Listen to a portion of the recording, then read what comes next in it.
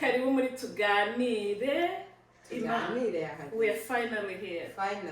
Nyuma y'igihe kinini bino bintu twarabitekereje turabisengera ariko bikomeza kwanga nyine ariko buriya hari impamvu ya Kimana. God's timing is perfect. Niko bavuga rwose. This is the right time. Yeah, this is the right time for sure. Rero iyi ni podcast yacu, podcast yanyu. I'm excited. Turi tayari, sinzi niba namwe muri tayari. Sinzi niba muri ready kuza mu tuganire. Ko buri wese ari tayari kuganira mu kirambi, ku gasambi, tuganire ibintu bisanzwe byiza rwose. Mushobora kuba mwibaza ati saba ni bande why baje kutuganiriza. Ima utangira ubabwira abo turibo. Nitwa Immaculée Butare, ndi umumama ndubatse, mfite umutware umwe, tukaba dufite abana batatu. Imfura yacu ni umuhungu afite imyaka 11, uwa kabiri ni umukobwa afite imyaka 9, uwa gatatu ni umuhungu afite imyaka 5. Nukuri uri umumama wujuje ibyangombwa, ni wa mumama ushobora kuyobora akagoroba k'abantu. Akagoroba k'ababyeyi nakayobora neza cyane. Experience karimo karaza rwose. Ntabwo karimo karaje umwana w'imyaka 11. Burya middle school. So araba teenager. Imyaka 2 iricuma rwose. Ni byiza cyane, imyaka irihuta. Ndibuka ejo bundi turi mu bukwe bwawe. Uko nari mu bukwe bwawe urabyibuka? Agakobwa gato cyane. Ibi bintu byose bitariyongera. Nawe wari ukiri umujene Marie. Nza muri ayo. Wari ukiri umujene. Ko nanjye nari maze igihe rega njye nashatswe kera. Ntabwo wabisaga. Nakuze mu rugo, nakuriye mu rugo n'umutware. Byiza rwose. Hari ibintu byinshi turusha cyane rwose. Urabikubahira rwose. Ubu nibwo mbibona nkavuga this God's plan was perfect. Iyo ndi kubireba none icyo gihe nari mfite ubwoba ndi umwana ariko iyo ndi kubireba ndavuga yes. Uzadusharingira ko gasito. We will share muri Tuganire tubafitiye agastori ka Pastor Sharon kararyoshye ndakabatuye. Thank you. Nanjye nitwa Pastor Sharon, ndi ku rugamba. Nkaba ndi umudamu w'umutware umwe, nkaba ndi umushumba, kandi nkaba ndi umumama w'abana 4, abahungu 2 n'abakobwa 2. Umuhungu wacu mukuru ari kuzuza imyaka 18 ejo bundi muri uko gatatu actually. In a few weeks. Ufite umwana w'imyaka 18 uri kurangiza high school, ari kujya muri college. So urumva ko kuri ka kagoroba k'ababyeyi njyewe noneho najya kuri fly twagushiraho rwose ukaza ugatanga inyigisho zo mu rwego rwo hejuru. Noneho umukurikiye afite imyaka 16, nawe ni umuhungu. Tukagira noneho n'umukobwa w'imyaka 9, tukagira n'umwana w'imyaka 2. So urumva ko stages zose tuzaziganiraho. Naza nkatanga ikiganiro uko dealinga n'abateenager, uko dealinga n'umwana uri kuva kuri diaper uri kumupori traininga. So izo nzego zose zirahari. Urabyemerewe. So muri make abo nibo turibo, ariko hejuru y'ibi ngibi hari abandi turibo. Hari izindi ngofero twambara, buriya abadamu cyane bambara ingofero nyinshi. Bazifite nyinshi cyane rwose. Dukwirwa mu nkweto nyinshi cyane rwose. Muri izo nkweto twahawe umugisha. Twarahuye, tumaze imyaka ingahe duhuye? 10 ku bukwe bwawe nibwo bwa mbere nakubonye. Imyaka 13 irashize. Impamvu rero twarahuye tuba inshuti kwanza. Ariko muri kwa kuba inshuti burya nabyo tuzabiganiraho. Iyo ni topic y'umunsi wose. Kuba inshuti ujye usengera inshuti zawe, Imana izaguhuze n'inshuti zizakugirira akamaro, inshuti kugira inyungu ibyo muzabyara mu bucuti bwanyu, atari inshuti y'amagambo gusa, atari inshuti yo kuvuga abandi, kuvuga imyenda, kuvuga amasho, ariko nanone mukagira ibindi bintu, mukagira ibikorwa mukagira ibikorwa mugahugurana, mugatyazanya. So I'm very grateful for you, Emma. I'm very grateful ko Imana yaduhuje. Noneho muri bwa bushuti bwacu umunsi umwe turicara tureba ubuzima community zacu zibayemo. Twaje hano nk'abimukira natwe nk'abandi bose, njye nturuka mu gihugu cyo mu Rwanda, njye nturuka muri Congo, noneho tuza gutyo tutazi igihugu tujemo. Amerika ntabwo ari imikino, twe duhumirije, tunyura muri struggle, tuzabivuga muri tuganire kabisa, India struggle, India sawa ariko ya struggle burya ibintu nyuramo bisa nk'ibigoye, ibyo bintu Imana ishobora kubihindura ikabikoresha bikaba ari byo ukora uri gufasha n'abandi bari kubinyuramo. Ubuhamya bwawe bushobora gukiza benshi, ikintu kizakiza benshi cyane. Natwe rero ubuhamya bw'ukuntu twaje bwatumye twicara turavuga ati ese ko na community zacu ziri guhura n'ibi bibazo, ni iki twabafasha? Out of nowhere, out of scratch, twiha ingamba n'ingamba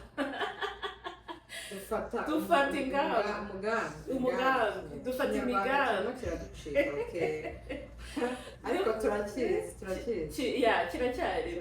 Dufata umugambi wo gutangira non-profit organization. Non-profit organization ni ikintu Kinyarwanda umushinga utegamiye ku nyungu. Ntabwo twari tuzi ko turi bubigenze, twiyambaza Google, YouTube, turiyigisha, tubona umushinga urakoze, tubonye ibyangombwa, turawutangira, turawukora. 2016 nibwo twabonye ibyangombwa. 2016 hashize iminsi pe. Mushobora kwibaza ati se bano bantu bamaze imyaka ingahe hano? Njyewe naje muri 2009, njye naje 2007, ukwezi kwa gatatu turakwezi imyaka 19. So murumva ko tutari bashasha, hari ibyo twanyuzemo rero biduha gutangira uwo mushinga kugira ngo dufashe bene wacu. Niyo mpamvu rero ibyo twaciyemo, ibyo twanyuzemo byaraducyajije, niko navuga, bituviramo akazi turimo turakora uyu munsi. Ngewe na Pastor Sharon turi full time muri ako kazi.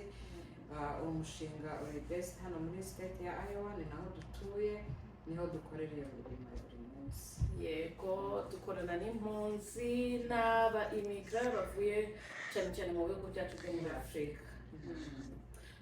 Ibyo dukora ni byinshi, tuzagenda tubigarukaho, ariko muri make ibyo dukora, akazi dukora ka buri munsi niko katumye iyi podcast ivuka. Niho twicaye turatekereza, dusanga na Bibiliya irabivuga Imana ngo ubwoko bwanjye bwishwe no kutamenya.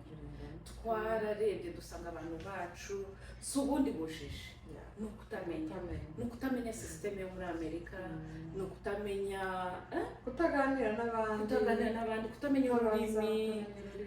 Bajya muri company bakaza bakagaruka bakaguma muri quartier zabo, mu nshuti zabo, mu nsengero zabo, mbese hano hanze ntamenye ukuntu biri gufunctioning ibintu. System ikaducika pe. Tumenye igihugu kirwana n'ikindi. Uziko natwe bashasha hari ibintu wumva ukavuga, natwe bamaze iminsi, nakumumbabarire, natwe bamaze iminsi hari ibintu tubona tukavuga ati what? Ati ibi bintu byari bihari nyuma y'igikari hano hantu atari nakora. Muri neighborhood yawe utabizi ko bihari, ugakanguka ukavuga ati bino bintu birahari.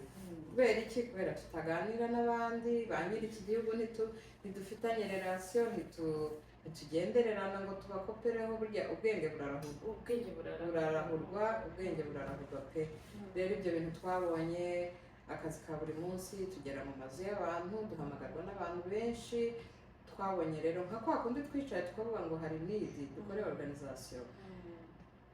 Nanone twabonye need hari muri community yacu, bitewe n'akazi dukora ka buri munsi, turavuga ngo reka dutangire iyo podcast, hanyuma twige twebwe twenyine. Daere harya abantu abavuga ubutumwa nibo bakunda kuvuga ngo iyo uri kubwiriza bagura pasiteri urabizi cyane ngo izi ntoki ziba ziri kukubwira ni wowe njyewe nkunda niyo bantoye nko kubwiriza muri church yacu kwa kundi mba ndi gutegura Imana yanjye mba numva ibintu byose ari njyewe uri kubwirwa njyewe ntabwo mbwiriza kenshi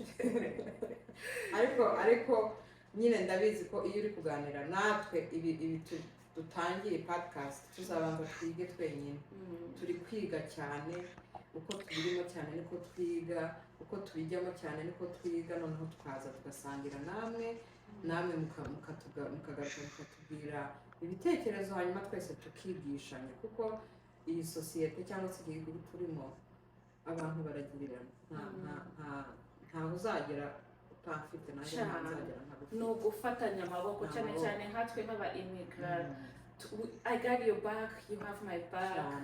Niko bizagenda noneho reba n'abana turi kurerera bo ako kanya baraza bakaguhindukana bagahita bahinduka abanyamerika abanyakanada ibyo bihugu byose muri diaspora ugasanga ababyeyi nibo basigaye inyuma abana barirutse bageze nk'iriya bari kumwe n'abazungu bigana cyane natwe noneho twabyariye aha usanga umwana atazi ibintu by'iwacu byinshi ntibabizi ariko kandi se ibiri hano iby'iwacu wenda bazabimenya uko bizagenda bakora ariko se iki gihugu turi kubarereramo turi hano twebwe nk'ababyeyi niki turi kubafasha ese tuzi nuko twabafasha se basi ni ukuri pe ugasanga hari iyo gap nini igatuma na ya relation wari ufitanye n'umwana igenda ishira kuko naho muhurira nta busabane uravuga A akavuga B wazamura akavuga toya nanjye oya suko nguko hano ntago bihura so ibyo byose tuzabiganira muri tuganire tubagira inama uko mwabigenza kandi tubazane ntabwo ari twebwe bose tuzajya tubazanira n'abatumirwa tuzazana abatumirwa nimba ufite uwo wifuza twatumira tuzavuga ku bintu bitandukanye byinshi tuzazana abatumirwa bafite expert batuganirize ku ngingo runaka ariko namwe ibitekerezo byanyu turabikeneye niba hari topic runaka ntabwo tuzibanda ku bana gusa tuzibanda ni ukwezi k'umugore uku kwezi kwa gatatu ni International Women's Day Women's Month uku kwezi ni ukwacu ni ukuharira abadamu abana b'abakobwa ariko ntabwo ari aho tuzagarukira gusa tuzavuga ku bapapa tuzavuga ku buzima bwose busanzwe bwa hano credit insurance ibyangombwa ama green card byose tuzabigeraho turanabikora cyane hari ibintu byinshi biri kuba muri iki gihugu ushanje amategeko ari guhinduka ubwenegihugu ibintu nk'ibyo byose tuzagenda twihugura natwe twihugurana twese hamwe kugira ngo tube mu gihugu tuzi ibiri kujya imbere cyane rwose rero murabyumvishe that's why we are here niyo mpamvu twatangiye iyi platform tuganire podcast mwadusanga ahantu hatandukanye kuri Instagram TikTok YouTube ahantu hose kuri Spotify kuri hose turahari Facebook muzajya muhasanga gahunda mugende mukurikire aho hasi ako kantu k'umutuku mukande subscribe kugira ngo mutazacikwa musharinge ku mbuga muriho mugende musharinge nabo bakora izo subscribe batazacikwa noneho nadukurikire kuri izo social media zose niho muzajya mubona amatangazo tuje tuganira tubasangize bikeya tuzi ariko turabizi neza ko hari umuntu bizafasha natwe twenyine bizaba byabanje kudufasha mbere yuko bifasha abazabyumva rero rwose turabakiriye turabishimiye natwe mutwishimire kandi muzadukunda cyane rwose tuganire ni iyanyu kandi ni iyacu ubwo ngubwo see you soon buri cyumweru muzajya mutubona yego rwose twishimiye kubana namwe. yes muzakomeze mu tone on tuzajya tugaruka uko tubishojwe n'Imana. Murakoze, bye bye. Ciao. Ciao.